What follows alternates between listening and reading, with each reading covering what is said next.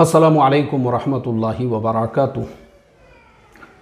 बिस्मिल्लाहिर्रहमानिर्रहीम नहमदुहु व नुसल्ली अला रसूलिहिल करीम व अला आलिहि व अस्हाबिहि अजमईन अम्मा बाद। मोहतरम भाइयों, बुजुर्गों, दोस्तों, देखो आज मैं आपको बताने वाला हूँ, आप अपने कारोबार से, अपने बिज़नेस से रोज़ाना तकरीबन 3-4 हज़ार रुपये नफ़ा, यानी महीने के आप 1 लाख रुपये और उससे ज़्यादा भी कमा सकते हो।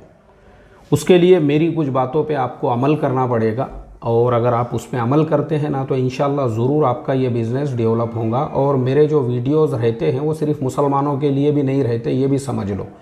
बहुत से हमारे नॉन मुस्लिम जो भाई है वो कमेंट करते हैं कि भाई आपके वीडियोस या आपका शेयर मार्केट का जो कारोबार है वो सिर्फ मुस्लिम्स के लिए है। ऐसा बिल्कुल नहीं। हर आदमी जिसको मेरी लैंग्वेज समझ में आ रही है, जैसे उर्दू हिंदी में मैं बात करता हूँ, अगर आपको समझ में आ रही है तो मेरी बात आप सबके लिए है। चलिए तो अब हम शुरुआत करते हैं। देखो एक्चुअल में होता यह है ना, मैंने इस चीज़ पे गौर किया हुआ हूँ कि हम लोग वक्त और हालात के हिसाब से अपने बिज़नेस को अपडेट नहीं करते, जिसकी वजह से क्या होता है ना कि हमारे बिज़नेस के अंदर हम लोगों को उतना नफ़ा नहीं होता। हमारा हर महीने का 20 से 25-30% जो कारोबार है वो इसलिए कम होता है क्योंकि हमने वक्त और हालात के एतबार से अपने बिज़नेस को अपडेट नहीं किया। जैसे अपनी दुकान को अपडेट करना है, जैसे अपने कारोबार को अपडेट करना है, जैसे अपना बोर्ड वगैरह जो है ना, पुराने ज़माने का आपने पेंटर के हाथ से बनाकर लिया हुआ है, आजकल उसका ज़माना नहीं है। बल्कि आपका बोर्ड ऐसा होना चाहिए फिनिशिंग के साथ में, जिसमें लाइट वगैरह अंदर से लगी हुई हो और दूर से आपकी दुकान नज़र आ रही हो। आपके दुकान का बोर्ड ऐसा होना चाहिए जिसमें पढ़ने वाले को ये कन्फ्यूज़न ना हो कि भाई ये दुकान किस चीज़ की है, बल्कि साफ़ तौर पे उसको पता चलना चाहिए ये फुटवेयर की दुकान है या कपड़ों की दुकान है या मोबाइल एक्सेसरीज़ की दुकान है या रिचार्ज की दुकान है। जो भी कारोबार और बिज़नेस आप कर रहे हैं ना, वो आपका कारोबार और वो आपका बिज़नेस जो है उस बोर्ड से आपके समझ में आना चाहिए। तो सबसे पहली चीज़ ये हो। दूसरी चीज़, आप कारोबार कर रहे हो तो आपने अपनी दुकान को पूरा टाइम देना चाहिए। आपका एक टाइम फिक्स हो जो आपने दुकान पे लिखा हुआ हो। जितने भी बजे आपने दुकान के ओपनिंग का टाइम लिखा है तब से लेके उसकी क्लोजिंग तक। अब कारोबार फेल होने का एक रीज़न ये होता है कि जो दुकान पे बैठने वाला आदमी है वो दुकान के ऊपर मौजूद ही नहीं रहता। उसको किसी दोस्त ने बोला चलो अपन सोलापुर हाईवे पे बिरयानी खाने को जाएंगे, तो वो वहाँ चले गया। किसी ने फ़ोन करके बोला चलो अपन नाश्ता करने के लिए फ़ुलानी जगह पे मिसड़ पाव नई होटल खुले हुई है, वहाँ चले गया। दुकान पे बच्चा बैठा हुआ है। अब वो बच्चा जो बैठा हुआ है उसको कुछ मालूम ही नहीं है कौन सी चीज़ कहाँ है, किधर है। ये मेरे साथ होया हुआ वाक़या बता रहा हूँ, और एक दुकान पे नहीं, मेरे साथ कई दुकानों पे हुआ ऐसा। मैं हज़ारों रुपये का वहाँ पे कस्टमर खड़ा हुआ हूँ, मुझे इतना माल उससे ख़रीदने का था, लेकिन मैंने देखा कि भाई वहाँ पे प्रॉपर जो आदमी होना चाहिए जवाब देने वाला, वो जवाब देने वाला नहीं है। जब वो नहीं है, बच्चा है, अब्बा कहाँ गए? अब्बा गए हुए हैं बोले दोस्तों के साथ पार्टी में, खाना खाने के वास्ते में, फुलानी जगह पार्टी है उनकी, किसी की बर्थडे पार्टी है। तो मुसलमानों के बर्बादी का रीज़न यही है ना, हुकूमतें क्यों गई? पार्टियों की वजह से। खेती बाड़ियाँ क्यों चली गई? 50-50 एकड़ ज़मीनें क्यों चली गई? एक साहब मिले मुझे, वो रिक्शा चला रहे थे, मैंने ऐसी रिक्शे इसके ऊपर खड़ा हुआ था, तो मैंने उनको देख के पहचाना। मैं बोला यार तुम तो फुलाने साहब के बेटे हैं, तुम्हारे अब्बा की तो बड़ी बड़ी ज़मीनें थी, वो कहाँ चले गई? बोले वो सारी ज़मीनें मुर्गों ने खा लिए। मैं बोला मुर्गों ने ऐसे कैसे खा लिए? बटो बोले मैं बताता तुमको। बैठ गया मैं रिक्शे में, हम सफ़र शुरू किए, तब उन्होंने बताए। बोले वो 1 एकड़ बेचे मुर्गा पार्टी के वास्ते में। अरे मुर्गे की पार्टी करेंगे बोले आज, कि वो 1 एकड़ मुर्गों ने खा लिए, फिर दूसरी एकड़ मुर्गों ने खा लिए, तीसरी एकड़, ऐसा करते करते पूरी ज़मीनें खुराट हो गई मुर्गों के चक्कर में। मुर्गों ने पूरी ज़मीनें खा गए, पूरी प्रॉपर्टीज़ खा गए। तो एक्चुअल में जो कौम सीरियस होती है ना अपने बिज़नेस को लेकर, मैं आपको समझाऊंगा अभी आगे। चाइना में आप चले जाओ, करोड़ों रुपयों की वो कंपनी लेकर बैठे हुए हैं, करोड़ों रुपयों की, लेकिन उनकी फैक्ट्री चलती है एक तरफ, और उन्होंने ग्वांगझू सिटी के अंदर ऐसे छोटे छोटे जो है ना शेंज़हेन सिटी के अंदर छोटी छोटी अपने ऑफिसेस खोल के रखे हुए होते हैं, दुकानें खोल के रखे हुए होती हैं, वो करोड़ों रुपये वाला जो सेठ है ना, वो खुद अपनी दुकान के बाहर खड़ा हुआ होता है, अंदर नहीं बैठता वो कुर्सी के ऊपर, बाहर खड़ा हुआ होता है। और आप किसी भी काम से वो मार्केट में घुस गए, वो आपको सामान लेना है नहीं लेना है, वो ऐसा झुक कर पूरे अदब से, पूरे रिक्वेस्ट से अपना कार्ड आपको देता है और कार्ड देकर आपको ये कहता है कि देखो, अगर आप इंडिया से भी, जिस देश के भी आप रहेंगे, वहाँ से हमको ईमेल करोगे, ये नंबर पे फ़ोन करेंगे तो हम आपको, हमारा ये सिंपल है पूरा सामान। और कुछ कुछ दुकान वाले ऐसे भी रहते बेचारे जो थोड़ा बहुत आपको सैंपल भी दे देते। ये जो लोग हैं ना, आज चाइना पूरी दुनिया को क्यों कैप्चर कर रहा है? इसी बिजनेस के स्ट्रैटेजी की वजह से। हम फेल क्यों हो रहे हैं? क्योंकि हमको सोलापुर हाईवे पे दावत खाने को, वो पार्टी में जाने का है, बिरयानी खाने को। हमको जो है भिवंडी के ढाबे के ऊपर, ये इसे कहते हैं झूठी शान बताना। मैंने भिवंडी के ढाबे वालों को, कईयों को आज ऐसा देखा हुआ हूँ कि वड़ा पाव खाने की औकात नहीं है उनकी। जो भिवंडी के ढाबे पे 20-20 हज़ार के बकरे खा लेते थे, बादाम काजू किशमिश भरे हुए, आज 20 रुपये का वड़ा पाव खाने के लिए 20 रुपये नहीं है उनके पास में। तो एक्चुअली ये हमारा मेंटल प्रॉब्लम है, जिसको हम प्रैक्टिकल लाइफ कहेंगे ना, उसकी हमको हवा भी नहीं लगी हुई है। हम लोग झूठी शान में और एक झूठी ज़िंदगी गुजारते हैं इंडिया के अंदर। ये तजुर्बा है मेरा, इसीलिए मैं ज़्यादातर जो अकेला रहता हूँ और मेरा अपना एक बहुत लिमिटेड फ्रेंड सर्कल है, वो इसीलिए क्योंकि लोग जो है ना, लोग दिखावे वाली बातों को, दिखावे वाली चीज़ों को और ये चीज़ों को यहाँ पे लोग लाइफ समझते हैं। तो ऐसे लोगों के साथ अपनी मेंटालिटी मैच नहीं होती, तो इसलिए अपन ऐसे ही लोगों के साथ में, मेरे जैसे मुझे कुछ बात करना है, मैं मेरे कोरियन फ्रेंड्स और मेरे स्टूडेंट्स से बात करता हूँ, अपने काम पे मैं फोकस देता हूँ। क्योंकि आपकी मेंटालिटी मैच होना ज़रूरी है। यहाँ मेंटालिटी इसलिए मैच नहीं होती क्योंकि यहाँ सबको झूठी शान की पड़ी हुई है। खाने को जवारी बाजरी नहीं है, मगर फिर भी भिवंडी के ढाबे पे जाना है। तो ये चाइना वालों से सीखो आप, ये उनके बिजनेस की स्ट्रैटेजी है। दूसरी चीज़, आप दुकान पे बैठे हुए हैं तो भी अपने कस्टमर को पूरा अटेंशन देना, भले वो 5 रुपये का कस्टमर हो। अब हमारे यहाँ कारोबार क्यों फेल होते हैं, बिजनेस क्यों फेल होते हैं? क्योंकि हम कस्टमर को हकीर समझते हैं। हम पहले से ही एक अंदाज़ा लगा लेते हैं, भाव पूछ के जाने वाला है, वो ख़रीदने वाला थोड़ी है। वो मालूम है, अपन सूरत देख के पहचान लेते, बोले ये कस्टमर ख़रीदते नहीं बोल के। मेरे साथ को खुद ऐसा हुआ, मैं बता रहा हूँ ना आपको, मेरा लिबास देख के, क्योंकि मैं तो ऐसा ही सादा सिंपल रहता हूँ। मैं खड़ा हुआ हूँ, मैं एक टारगेट लेकर गया हूँ, मुझे 10,000 रुपये का सामान ख़रीदना है। और वो दुकान के मालिक साहब जो है मोबाइल के अंदर गेम खेलते बैठे हुए, मैं देख रहा हूँ स्क्रीन के ऊपर जो है उसमें गेम चालू है PUBG का, और मैं बात कर रहा हूँ, उनको बार बार पूछ रहा हूँ। वो अपने नौकर को आवाज़ दे रहे हैं, रफ़ीक देख रहे क्या होना इनको? और रफ़ीक बोल रहा हूँ, मेरे को मालूम नहीं है, ये आइटम सेट अपन ने लाए थे ना, देखना वो वहाँ होगा, यहाँ होगा, इधर होगा, उधर होगा। तो मैं निकल गया वहाँ से। जानते नहीं लेते, बोले ये ऐसे लोग खाली भाव पूछ के जाते हो। वो उसके बाजू वाले दुकान पे से फिर हमने 10,000 से ज़्यादा का सामान ख़रीदे। फिर हम जब थैलियों में भर के उसकी दुकान के सामने से गुजरने लगे, तब देखने लगा वो, तब उसको फुर्सत मिली। भाई 10,000 का हमने तेरे से सामान लेने आए थे, उसमें से मान ले तुझे 20% का भी अगर फ़ायदा होता, 2,000 रुपये बचते थे तेरे। सिर्फ तेरे PUBG गेम के चुल की मस्ती की वजह से तेरा 2,000 का नुकसान एक कस्टमर से हुआ। सुबह से शाम तक अगर ऐसे तेरे 10 कस्टमर चले गए, 20,000 का लॉस है और नुकसान है। फिर कारोबार का नुकसान है। फिर कुछ दिनों के बाद में जिनका माल लेकर आ रहे हैं उनको पैसा देने का नुकसान है। और फिर कुछ दिनों के बाद में दुकान का शटर डाउन। क्यों? इतना महंगा सामान लेते नहीं अपने वहाँ, यहाँ थोड़ी बिक रहा बोले ऐसा सामान। भाई तुम्हारे अंदर की नवाबियत गई हुई नहीं है, तुम्हारे दिमागों पे जो अभी तक मुग़ल या सल्तनत का जो नशा है ना, वो उतरे हुआ नहीं है। मेन तुम्हारा प्रॉब्लम ये है, तुम्हारे दिमागों में अभी भी है निज़ाम साहब की हुकूमत, और तुम अपने आप को निज़ाम साहब का रज़ाकार समझने में लगे हुए हो। तो अब जिनके दिमागों पे निज़ाम साहब की हुकूमत का नशा अभी तक उतरा नहीं है, जो छोटा मोटा धंधा नहीं कर सकते, कारोबार नहीं कर सकते, बिजनेस नहीं कर सकते, वो कुछ भी नहीं कर सकते, वो सिर्फ बाप दादाओं की ज़मीनें बेच के खा सकते। और जब वो भी खाने को नहीं रहा तो घर की औरतें दूसरों के घरों में जाके बर्तन धो सकती, बच्चे रिक्शा चला के लाके तुम्हारा पेट भर सकते, उसके अलावा तुम कुछ नहीं कर सकते। एक बात याद रखो, तुमको अगर बिजनेस कारोबार सीखना है ना, तुमको एक बार जाना पड़ेगा मलेशिया को, तुमको एक बार सफ़र करना पड़ेगा चाइना का, तुमको सफ़र करना पड़ेगा उसके अतराफ़ में जो ममालिक है थाईलैंड वगैरह, वहाँ जाकर देखो आप वहाँ दुकानदारी कैसे होती है। अब मैं आपको बताता हूँ, आप लोगों में से कोई मलेशिया गया होगा, कोई थाईलैंड गया होगा, कोई कोरिया गया होगा, कोई फिलीपींस गया होगा, कोई चाइना गया होगा।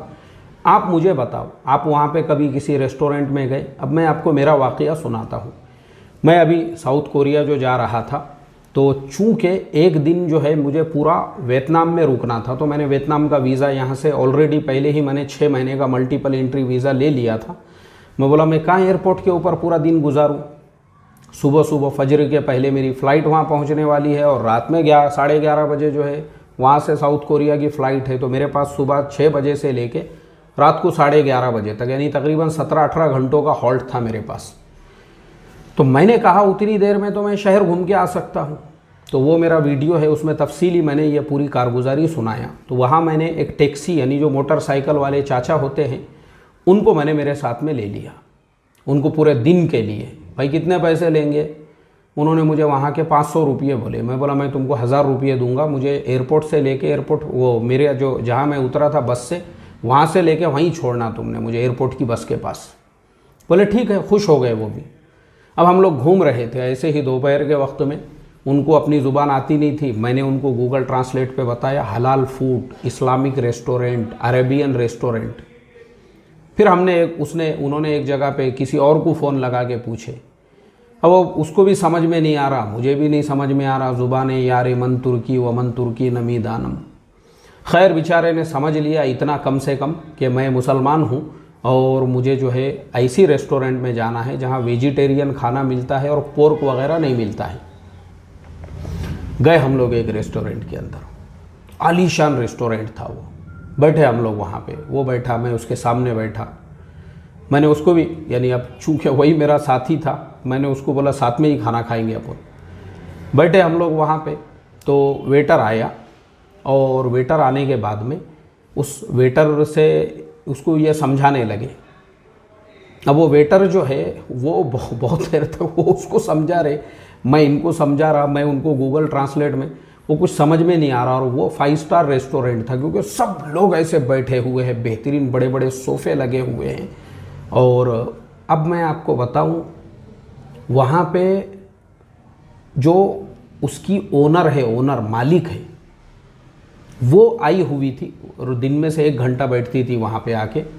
वो आई हुई थी और वो बैठी हुई थी जो काउंटर पे पैसे लेते हैं, उसके बाजू उसकी अपनी एक कुर्सी लगी हुई थी, वहाँ पे बैठी हुई थी। वो उठ के आई वहाँ से।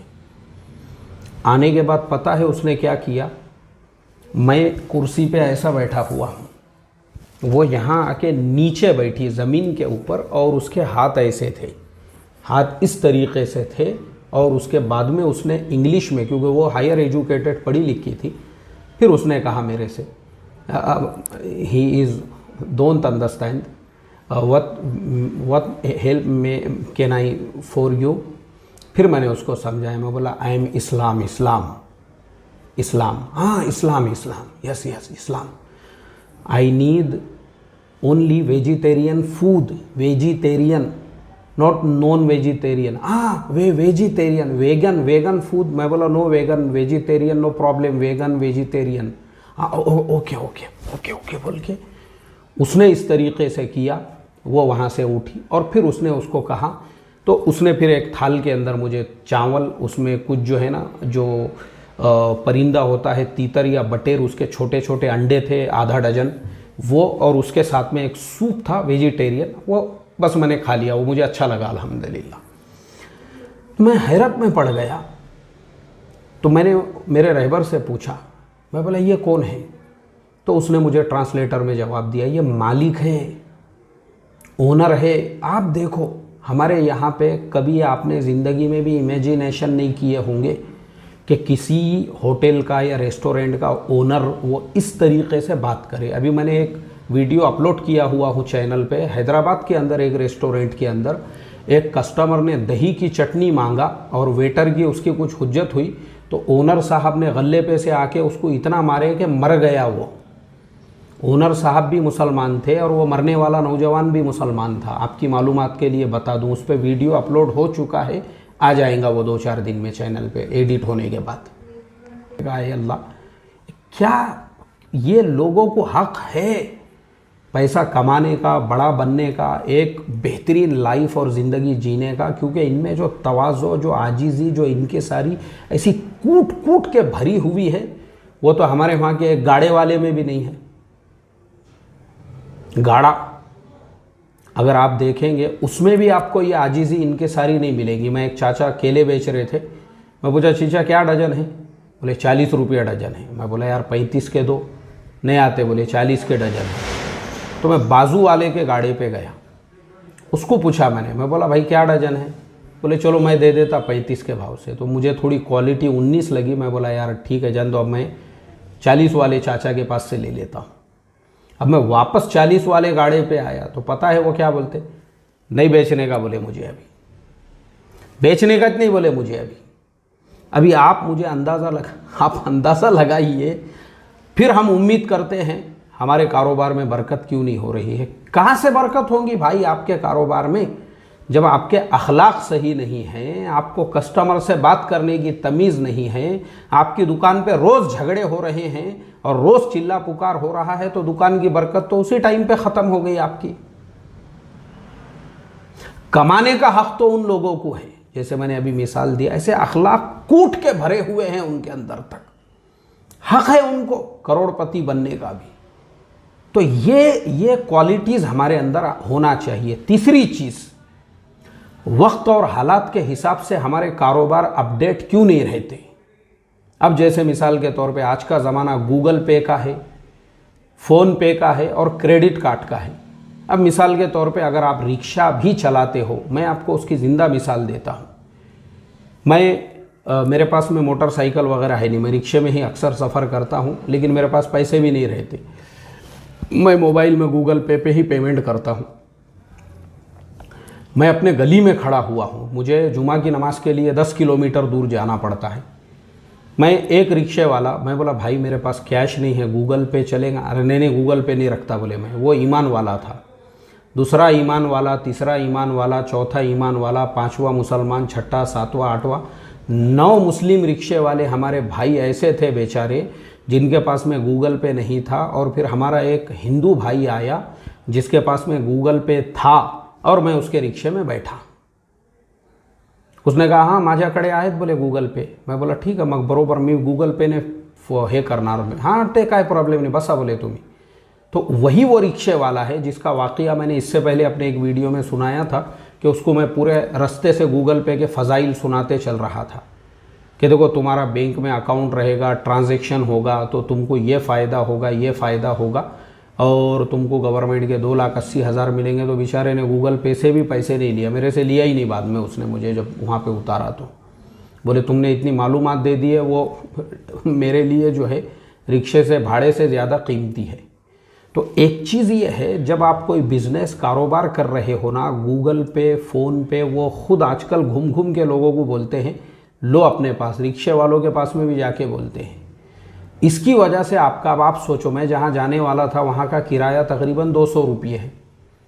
200 रुपये का नुकसान हुआ या नहीं हुआ आपका? 9 रिक्शे वाले मैं बता रहा हूँ आपको, जिनके पास गूगल पे नहीं था, जिनके पास फ़ोन पे नहीं था। ऐसे ही हमारे दूसरे कारोबार है, जैसे कोई भी दुकान है, कारोबार है, या अपने रेस्टोरेंट वगैरह है, मैंने वो भी देखा। मुस्लिम रेस्टोरेंट है और माशाल्लाह करोड़ों का इन्वेस्टमेंट किया हुआ है, बेहतरीन तरीके से रेस्टोरेंट चल रहा है, और वहाँ पे क्रेडिट कार्ड की मशीन नहीं है। हालांकि बहुत सी जगह पे है, मैं जहाँ पे जाता हूँ, हमारे जो दूसरे मेरे परमानेंट रेस्टोरेंट्स हैं ना, वहाँ पे है वो। लेकिन कभी वक्त आदमी बोलता चलो यार एक आधा रेस्टोरेंट चेंज करेंगे, तो कुछ मेहमान वगैरह आए उनको लेकर जाएंगे। तो मैंने देखा हूँ ये चीज़, मुझे बड़ा अफसोस हुआ। मैं बोला भाई हम लोग जो है ना, क्योंकि हमको इनकम टैक्स के लिए आगे चल के प्रॉब्लम्स आते हैं, इसके लिए वो बिल रखना ज़रूरी है क्रेडिट कार्ड का। तो क्रेडिट कार्ड मशीन नहीं है, मुझे आप बताओ, आपके पास अगर गूगल पे, फ़ोन पे, क्रेडिट कार्ड मशीन नहीं है, बिज़नेस आपका कहाँ से सक्सेस होगा। तो बस इसी के साथ मैं आप लोगों से इजाज़त चाहता हूँ, और मैं ये चाहता हूँ आप अपने बिज़नेस को इस तरह से डेवलप करो, वक्त के हालात के एतबार से आपका बोर्ड सही हो, आप दुकान पे अवेलेबल होना चाहिए, अपने कारोबार पे, अपने बिज़नेस पे, अपने रिक्शे में रिक्शे को एकदम चकाचक रखो। ऐसा नहीं है, अभी वो भी एक वाक़या होया हुआ है मेरे साथ, अभी थोड़े दिनों पहले ही रास्ते में ही उनका पेट्रोल ख़त्म हो गया, उन्होंने दूसरा रिक्शा ये करके मैं बैठ के आगे बढ़ा। मैं सोचने लगा, अरे भाई रिक्शा आपकी रोज़ी रोटी है, उसमें सुबह जब घर से निकल रहे तभी गैस हो या पेट्रोल हो, फुल करके निकलना चाहिए आपने, अच्छा होना चाहिए। आपके जो गवर्नमेंट का दिया हुआ आपको लिबास है वो आपने पहनना चाहिए, यानी यूनिफॉर्म, आपका बैच यहाँ पे लटका हुआ होना चाहिए। क्योंकि आजकल जो है ना, अक्सर लोग वैसे ही रिक्शे को प्रीफ्रेंस देते हैं जिसके पास में उसकी वर्दी हो, जिसके पास उसका यूनिफॉर्म हो, जिसके पास उसका बैच लटक रहा हो। अब मैं आया गुंजन कॉर्नर पे, मेरी बस रुकी और मैंने देखा बड़ा जुब्बा पहन के, हज़रत अरबी जुब्बा पहन के और अमामा बांध के जो है ऐसा जो है बस को रोक रहे हैं, बस के सामने आके, और लोगों को बोल रहे बैठो मेरे रिक्शे में। भाई रात में 4 बजे आपने जुब्बा पहना हुआ है, अमामा है आपके सर पे, कौन बैठेगा आपके रिक्शे के अंदर। क्योंकि अक्सर जो उतरने वाले मुसाफिर है वो तो हमारे नॉन मुस्लिम भाई है, वो बोलेंगे ये कौन सा यूनिफॉर्म है भाई रिक्शे वाले का। प्रॉपर रहो आप, प्रॉपर, कभी भी आपके रोज़ी में कमी नहीं होगी। और अपडेट अपने आप को फ़ोन पे, गूगल पे, भारत पे और इसी तरह से पेटीएम और क्रेडिट कार्ड, इंशाल्लाह आपके कारोबार में बरकत ही बरकत होंगी। बस अल्लाह ताला से दुआ करता हूँ, अल्लाह इस तरह से हमको कारोबार करने वाला बनाए।